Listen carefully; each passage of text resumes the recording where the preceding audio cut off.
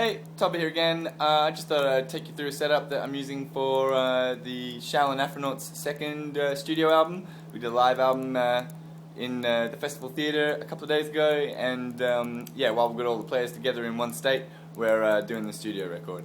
It's an 18-piece ensemble this time around instead of a 13-piece ensemble, so yeah, rather than however many horn players we usually have, we have a 10-piece horn section this time around. Yeah. We're doing it all in one room, no edits, no overdubs, live takes all the way through. Yeah, and this is what we got.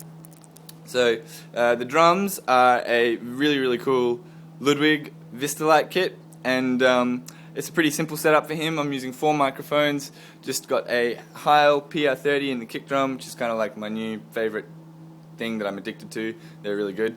A pretty traditional 57, kind of flattened out, pointing at the middle of the snare, a AKG 451 on the hats, and then a Neumann U47 as the main mono overhead. And really, that's pretty much where all the drum sound is coming from. We may not use the other microphones.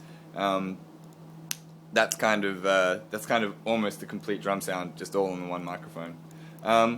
We have 3 percussion stations, and it's pretty simple. I just have 57s pointed at all of them.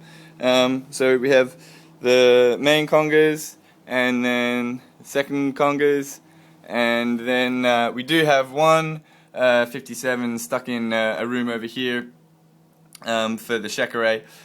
We're sort of keeping the door open most of the time, but Shekere has a tendency to bleed into absolutely every single microphone in the room if you don't put up some kind of physical baffling. So yeah, that blue light in the background is just a monitor speaker, so we can send the other channels into this room just on a speaker. You don't really have to worry about any headphones for anyone, which is real nice. Yeah, so the guitars both get an R92, which is kind of, yeah, my usual favorite thing to do for guitars. And then in keyboards land, we've got a Roland SH1000 synth here, and he's just going straight into through an Avalon U5 DI. And then we have a Hammond that's being stuck through a Leslie, and yeah, he's just got Sennheiser 421s stuck on either side of the rotating speaker, and then there's also a Fender Rhodes hiding back here as well, and that's just going through a Fender Deluxe reverb amp, quad reverb amp with a 57 stuck on him. Yeah, the horn section, there's sort of split into 2, so the brass section gets, it's a little dark over here, but there's a pair of RCA DX77s that I've just sort of stuck one on top of each other with a 90-degree sort of stereo dispersion, and then the reed section gets same thing as well, so another 2 RCA DX77s sort of set up in stereo, and a solo spot mic for flute solos.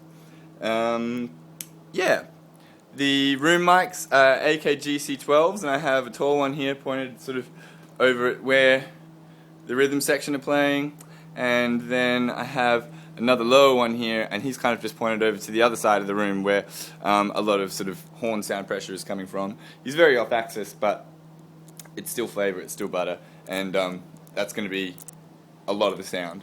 The bass rig is an Ampeg, and he just gets a Sennheiser 421 stuck on him, and an Avalon U5 for the DI line again. Yeah, that's how I'm doing it. Catch you next time. Peace.